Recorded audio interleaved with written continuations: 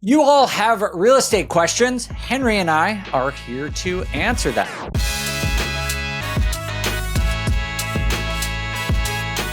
Hey everyone, it's Dave here with Henry Washington, and we've once again dug into the BiggerPockets Forums for a few burning questions that you're all trying to answer in your own investing careers. We're going to give you our best advice to avoid headaches and maximize your returns on the road to financial freedom through real estate. Henry, what's happening, man? What's going on, buddy? This is my kind of show. I get to tell other people how to spend their money. I know people like listening to you. You've got a very reassuring presence about you. So I'm glad you're here to give people advice because they're probably more likely to listen to you than to me. Fair enough. All right. First question. The title of this forum post is Locking Up a Property Sight Unseen, Need Advice. Daniel says, I'm looking at a property that checks all the boxes. It's got good numbers, fits my buy box, but I haven't seen it in person. I've visited every other property I've considered in the past, so this is uncharted territory for me, and it feels a little out of my comfort zone. I'm considering putting it under contract sight unseen to lock it up, but I don't want to make a rookie mistake here. Do you rely on inspections, local contractors, the agent, or property managers to get eyes on it? I feel like there's a balance between being decisive and being reckless, and I'd love to hear how you guys approach this. Any tips, warnings, or real-life lessons are welcome. I've got all three of those, tips, warnings, and real-life lessons. Have you done this before? Yes. I bought property sight unseen, but there's a caveat. Mostly all but in my local market, and someone saw them. It just wasn't me. So I feel like this one is a big, it depends, right? Like kind of what you were saying, like if this is a market that you've never been to and you don't have a reliable team in it, I think that's just like a hard no for me. I would not buy a property sight unseen to a city I've never been to without people I trust. I personally, in the last year, have bought 2 properties sight unseen, still haven't seen them. I'm actually going next week to go see them for the first time, and I'm eager to see what I got. They've been performing fine, but I'm hoping I don't get there and I'm like, oh God, what have I done? But I had gone to that market and researched it, spent several days there learning the neighborhoods, and it's not a huge market, so it's kind of easier to understand. Plus, my agent in that market is someone I've known for a really long time. I had property managers go and check them out, and these are properties that were in solid condition. So I think that under those circumstances, I was comfortable buying a property sight unseen. And I've also am an experienced investor and like feel comfortable in my ways to sort of like figure out a way to make deals work. If I were brand new, I don't know if I would do this, honestly. And if I didn't feel like I could trust the people on the ground, I don't think I'd do it either. But that's sort of where I come out on this. I don't know about you, Henry. I'd probably take on a little more risks than you in this situation, but I do agree with you. If you are experienced, I think this is a safe thing to do. If you do it right. And there's a lot of technology that can help people do things like this now if you don't have a team built. Obviously, you want to build a team for long-term success, where if you're going to be investing out of state or someplace where you can't drive to conveniently, you want to be able to have a team. And in this question, he even says, do you have inspectors do it, contractors? I think there's investors that have multiple different people on their team. I know some people who have a realtor that does all their looking at their out-of-market properties. I know some people that their property manager does all the looking for them. I know some people that their contractor does all the looking for them. I know some people where they kind of mix and match those things. It really just depends on you and your team. There's no right or wrong way to do this and have somebody get eyes on a property for you. But if you haven't built that team yet and you are comfortable enough with the market, there's apps like We Go Look, which is where you can hire people. They call them lookers. You can send lookers to go and inspect and take photos of properties for you. Proxy Picks is another app where you can do something similar. Photo Notes is another app. TaskRabbit is another app. All these are apps where you can hire people like freelance to go and take pictures and video of a property fairly inexpensively. And then that way you can at least have current videos and photos to help you make your decision. Nothing is going to compare to you actually being there, but there are things that you could tell them to look out for. You can make sure that they're taking pictures of the mechanicals, make sure that they're taking pictures underneath the house, up in the attic, right? All of the things where there might be problems that could scare you, you can get photos and videos of. So there's technology that can help you, but I think the real thing I want people to understand is you got to have a comfortability with that market, and someone should see it. It doesn't have to be you, but someone should see it. And then you either can trust what that person says, or they can give you photos and videos and you can make an adjustment. But if I was brand new, like I had no experience, this is not something I would do, because you don't know what to look for, even if they send you pictures. I guess the only caveat I would say to that is if you were buying something as a long-term rental that's in really good condition. Yeah. I know people who have a lot of money, work in tech or something. They want to buy new construction in Dallas. It's like, yeah, okay, you're probably going to be fine. You can probably figure out what the rent's going to be. There's no hidden things in a new property or something that's relatively new. Yep. But like doing what you do, where you're doing heavy yeah, construction, yeah. like that's like a totally different thing. So I think it really depends on the individual strategy. The only way I would do this if I was brand new is if I had an equity partner who was boots on the ground in that area, who had experience that I trusted. Other than that, I'm not doing it brand new. All right. Well, maybe I should do like a live, like an unboxing of my properties when I go there next week. I want to see your reaction as it happens. What the hell did I buy? All right. That actually brings us a good transition to our second question, which is sort of in a similar vein. Basically, this person, Alyssa from the BiggerPockets Forums, asks, what has been your experience with out-of-state investing? She says, hi, everyone. I live in California. I've been meeting a lot of investors who prefer to invest out of state due to California being so expensive, as well as the aggressive tenant protection laws we have here. I've heard both the good and the bad sides of investing out of state, and so I'm curious to know what other people's experience have been. I've mostly heard about long-term rentals, specifically in Indiana, Alabama, Texas, Michigan, and Ohio, but I'm open to hearing anyone's experiences anywhere. Would really like to hear your thoughts. I'll say that overall, my experience with out-of-state investing so far has been positive. I've said this before on the show, but basically, I started investing in Denver. I've done a lot of passive investing. Now I've started investing in the Midwest because I want a complement to the other types of investing I do, which are sort of more for equity and building big cash positions. And I want places that are going to just offer solid, low risk, reliable cash flow. And I can't find that in the market I live or in Denver where I used to invest and still do. So to me, I have to go out of state for that. And I want that in my portfolio. So that is a positive experience. There's definitely a learning curve. I think it's just in any market as an investor, it takes some reps and it takes some practice to really understand where to buy, how to forecast rents, how to forecast growth, to comp things properly.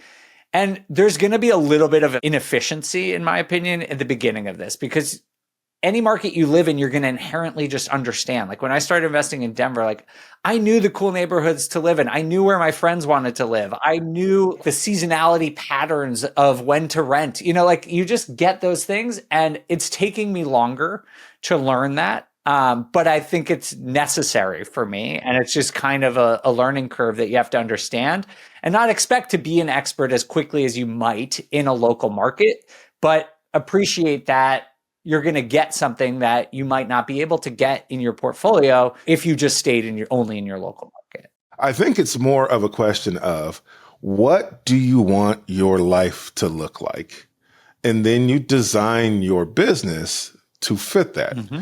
And so if you figured out that you can't afford to hit your financial goals in California, but you've researched some markets and figure you can hit your financial goals with property in another market, well, then you can absolutely go buy property in another market and create the experience that you want. There's enough people, technology, processes, and systems out there pretty inexpensively now that you can create the business the way you want to. Depending on how hands-off you want to be, you're going to have to do a little more work. You might have to spend a little more money, but that's the trade-off. I have a friend here locally where he just decided one day that he was like, you know what? I just don't like managing my properties. I don't like going to them. I don't like managing my flips, but I don't want to give that process to anybody else because no one's going to care like me. And so he just decided, I'm not going to go to my properties anymore. So what do I have to do in my business so that I don't ever have to go to a property ever again? Yeah. And he hired a couple of VAs and now they handle everything and he never has to go to a property and he's here locally. So you can do this anywhere. Yeah. Yeah. I think that's a really good point. It's really just about the business you want to create. I will just say, like, I think a lot of people focus on the downsides of out-of-state investing, which is like, yeah, it takes longer to learn the market. You're going to have to pay people to do a lot of things. But there are upsides to it. And Henry just hit on one that I think is kind of great. It's that it just forces you to automate your business in a way. Like, I spend so little time on my out of state investments. It's crazy. Like, once a quarter, I really like sit down, analyze the deals. I obviously respond and talk to my property manager pretty regularly, but like, it's like an hour every other week, maybe, it's like not a lot of time. And that's great. The first 10 years of my investing career, I was in it all the time. And it's so tempting to, even when you work full time, to just like go do everything yourself. And honestly, I just feel like my portfolio is so much more sustainable because I've sort of forced myself to take my hands off. I actually, just like a couple of weeks ago, I was in Denver. And I realized when I left that I never went to go see my properties, which like I would never do. Like every time for the last 5 years since I moved out of Denver, I would always go look at all of them, check them out. And I was like, I didn't even feel like I needed to. Yeah. And that was great. It was a pretty good feeling because like those properties are performing. My property manager's good. And I just like, I had other stuff to do, like go eat sandwiches and eat sushi. That's the goal, right? Yeah, exactly. All right, moving on. Henry, we are obviously answering questions from the BiggerPockets forums today. But I think we should tell everyone about an opportunity that you'll have to ask Henry and I questions directly at BiggerPockets Momentum 2025. It's our new virtual summit. It starts February 11th, and every Tuesday you're going to get access to some of the sharpest minds in real estate, including Henry. If you can call my mind sharp, maybe me, but also James, Kathy, all the people you hear on this show all the time are going to be there. And on top of that, we're also going to be putting anyone who participates into small mastermind groups so they can get accountability, feedback on deals, and direct input on some of the decisions that are facing your investing portfolio. So if you are interested in this, make sure to check it out. You can go to biggerpockets.com/summit25. And again, this starts on February 11th. Great opportunity to get some personalized advice on your portfolio. Henry, I know you're a speaker at this event. What are you speaking about? I am speaking on creating an action plan for 2025. So the title is Action Plan, How to Go from Learning to Earning. But we're going to talk all about how you can go from this spot where you are in self-education to actually making some money. I like the sound of that. All right. Well, if you want to hear from Henry, ask him questions directly, hear from me and all these other experts, make sure to check that out. We are going to take a break, but we'll be back with more forum questions in just a minute.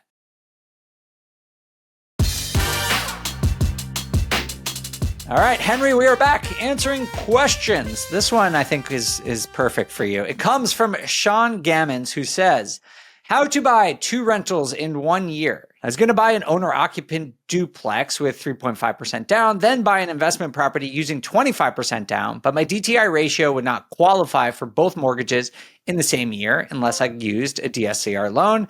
And then the interest rate would be very high, and it'd be hard to make a deal work using that kind of loan. So I am just curious how other investors have managed to buy 2 rental properties in the same year in the building phase of their portfolio. Thanks, Henry. Answer. So first and foremost, I would question how you know your DTI wouldn't be able to handle you buying both properties. Because I think a lot of people just make this assumption. They look at their debt to income and they look at their credit score and they go, I'm not going to be able to get a loan on both of these, but they don't really know. Yep. Right. And if you're asking a lender right now to tell you if you'll be able to qualify for both, I don't know that they can actually tell you right now. You're not trying to buy both at the same time, right? It's more a question of do the first one first. And I think buying a duplex on a 3.5% down is a great move, whether you're going to buy 1 property or 20 properties. It doesn't matter. That should still be your first step. Yeah. So go do that step first. I totally agree. Yeah. The inability to figure out how to buy 2 should not prevent you from buying 1. Absolutely. Like that just seems like you're getting ahead of yourself. Absolutely. Like we're trying to solve problems that we don't know are problems yet. Yeah, exactly. And the first problem we have is you don't have any. So buy 1. And buying a duplex on a 3.5% down FHA mortgage is a great first step. Great idea. Go do that. And then after you do that and you get moved in, start talking to lenders about what your next purchase is going to be. Your credit will be in a different place. Maybe you've paid down some debt by then. You don't know what that looks like at that point. Then start having those conversations with lenders and seeing, can you qualify? And if you can't qualify, what things would you need to do to your credit in order to help you get there? And if you can't get there using a conventional, there are way more loan types than just your DSCR or your traditional first-time homebuyer loans. There's tons of different loan products. There's small local banks. There's non-QM loans. There's all these ways that you could look into financing that next property. But at the end of the day, buying the first one should be the first step. And then we'll figure out what you need to do from a finance perspective to buy the second one. But trying to set your finances up now to be prepared to buy two at some random point in the future, like, I don't know that you're fighting a winning battle doing that. I think you're wasting a lot of time. Yeah, it just seems like putting the cart before the horse here. Like, I hear this question. I don't know about you. I hear this question all the time. Yes. This is a very common one. It's like, how do I scale? It's like, well, scale when you can. Right. Like buy one. And when you're able to buy the second one, buy the second one. I know that sounds like so reductive and very silly, but it's true. Like, I don't know. When I bought my first deal, I wasn't like, how do I get my second one? I was like, I got a deal. That's awesome. I'm pretty stoked about it. And then when I had saved up enough money and my DTI was in a place where I could buy a second one, I bought a second one. All right. Hopefully that's helpful, Sean. Sounds like you got the right idea for the first deal. Go pull that one off. You're going to be thrilled about it. And then go look for that second one as soon as you can. Yeah. Moving on to our fourth question today. Purchasing first home with debt comes from Alex Messner. Alex says, my wife and I are looking to buy our first home with hopes to eventually accrue multiple properties for renting. I've been reading the online resources about getting started, searching the market, and even doing tours, but I'm hesitant to jump in and buy a house as I have quite a large amount of student debt. I make roughly $150,000 annually, but have $200,000 in total student debt from grad school. My biggest question is this. Do you think I should continue to rent for now and prioritize tackling loans? Or should I invest regardless of student loans if my hope is to use FHA loan for smaller down payment and then eventually rent the house out in a few years once I move? Is it common to purchase a home with other debt? Would it be a poor decision? Thanks ahead of time. I have a lot to say about this one, but let you go first. In general, my thoughts on paying off debt and investing are, if you have high interest debt, we're talking 15% plus, 12% plus, you may want to look into trying to get that paid down first before you're going to invest in real estate. That can get ugly quick. Because if you're brand new, the likelihood of you buying deals that are going to net you 10, 15% cash on cash return out of the gate is pretty low. But if your student loan debt is like 3, 4, 5, 6%, 7%, I would consider looking at what your return is going to be on the type of investing you're looking at doing. Like, what are the average returns there? Because if you can go get 8, 9, 10% cash on cash return rental, but you have 5 or 6% student loan debt, well, then the smart money says to go buy the real estate, then you're getting a return. You're making a higher return than the interest that you're saving. And then you can essentially take the money from the rentals and pay off the student loan debt. Just using an example, right? Like if you had $100,000 to invest, and let's just say your interest rate on your student debt is 6%, right? That's costing you $6,000 a year. If you can buy a rental that nets you 8% a year, that's $8,000 a year. By buying the rental property, you're improving your financial position by $2,000 over paying down the debt, right? So to me, that just makes more sense. But it really depends, like Henry was saying, about the actual interest rate. High interest debt absolutely has to get paid off. But when we start talking about this low interest debt, you really need to think about what is it that you're going to get in return for the money you're looking to invest. And that will help you determine if it's going to make more sense to just invest. Because at the end of the day, if you take that money and you pay off your debt before you buy a house or you buy an asset, well, then congratulations, you're debt free in a shoebox. You still don't have a house, right? You still don't have an asset. So using the money to buy an asset that then helps you pay off the debt, well, then once that debt is paid off, you still have this asset, which is also paid down some since then as well, which will continue to pay you after the debt is gone. So it's more about paying attention to what kind of debt are you paying off and what kind of return are you going to get? I think that's a perfect way of thinking about it. I also just want to address like sort of a philosophical thing here, because at the end, Alex says like, is it common to purchase a home with other debt? Yeah. Yes, is the answer. Yeah. In one of my books, Start with Strategy, I sort of go into this about like positions to start real estate. In my opinion, the best place to start is if you have a positive net worth, so you don't have any debt, or at least your assets are higher than your liabilities. But I actually think the more important thing is that you live a sustainable lifestyle and that you are earning more income than you are spending. That to me is what's going to make you lendable. That's going to make you able to get a loan, and it's going to allow you to take on the risk of buying real estate. And we talk about this a lot. Risks of buying a primary home as house hack, very low, but there's always risk. And having your income higher than your expenses outside of real estate is going to put you in a really good position. Yep. So I kind of think about it that way. I don't know about you. It sounds like it. But when I started investing, my net worth was negative. Same. Like my assets were like $2,000 or $3,000 maybe. And I had student loan debt, the same as everyone else. And I had car debt. I was starting from a position of negative net worth, but I made more money than I spent every month. And so that allowed me to sort of get a loan. It allowed me to take the risk of buying real estate and eventually pay off that debt in a large part due to real estate. I mean, let's put this in perspective. It's 2025 now. I just paid off my student loan debt like 2 weeks ago. Dude, I know. That's so awesome. Congratulations, by the way. It feels great, doesn't it? It does feel great. It does feel great. But I graduated in 2006. So I didn't accelerate my student loan debt payoff because my interest rate was so low. Yeah. I bought all my real estate with debt and student loan debt. So yeah, you absolutely can do this and invest. Again, it's just a matter of what's the interest rate. My interest rate was like 5% or less. So yeah, I was just going to let that thing ride out. All right, let's take our second break. But when we come back, we will have more questions about potentially investing in negative cash flow properties. We'll be right back.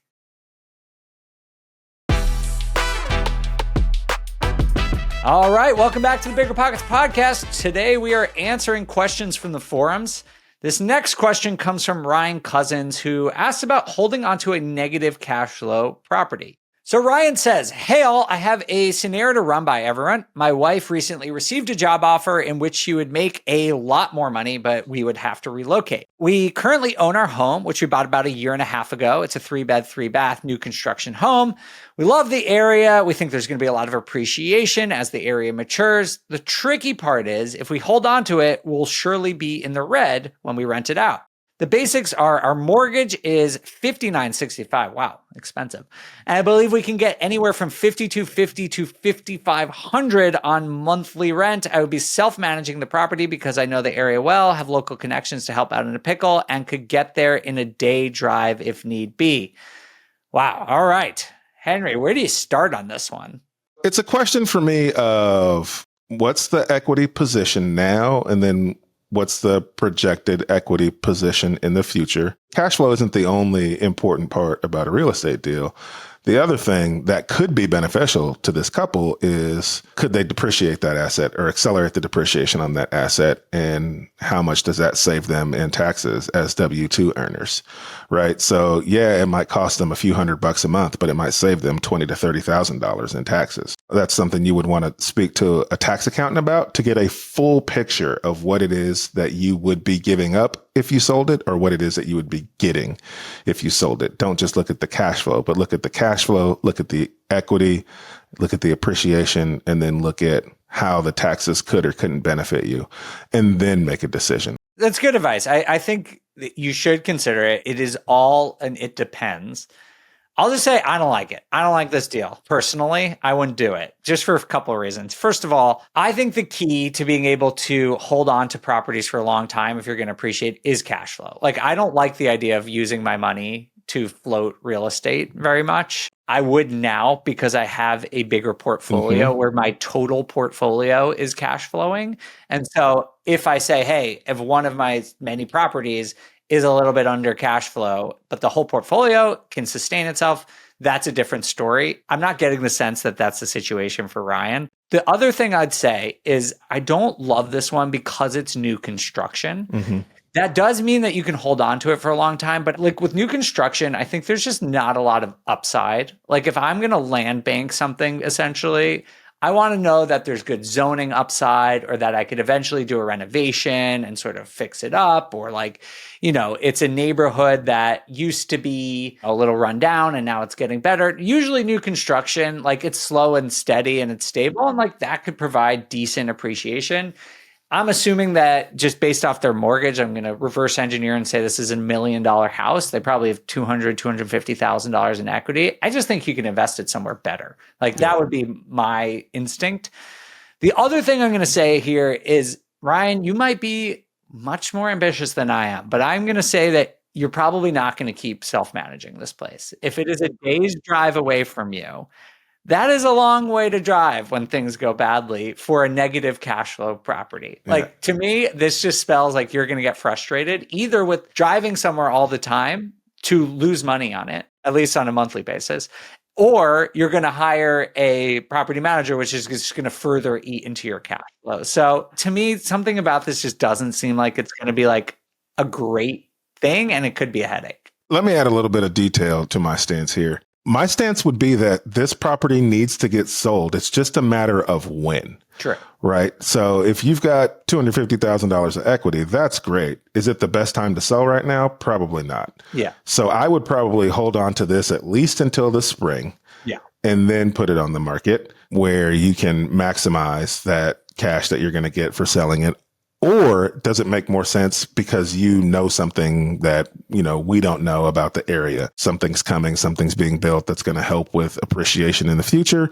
Then does it make sense to float it for a year or two till that comes to fruition and then sell it? Like that's a very local thing that you'll have to answer. But if none of those things are true and it's just your average appreciation over time, then it's just a matter of when is the best time to sell this thing. Because I think it would take a while for this property and just increase rents to get to where it is going to cash flow.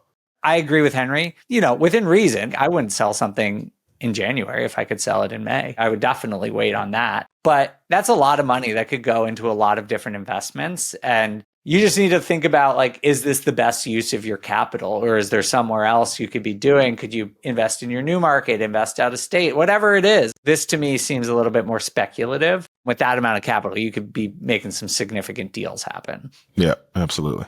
All right, those are our questions today. Those were a lot of fun. I enjoyed those. I feel like these are ones that I've been thinking about a lot recently. Yeah, no, those are good questions. They're ones that I think a lot of people are interested in. So I'm glad we were able to hopefully shed some light on some things, help some people out.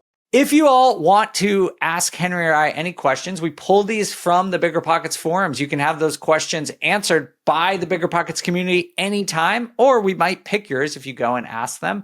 Or as I said earlier, if you want to come to Momentum 2025, our virtual summit and mastermind group, make sure to check that out. You can go to biggerpockets.com/summit25. Henry, thank you for being here. Thank you all for listening. We'll see you again soon.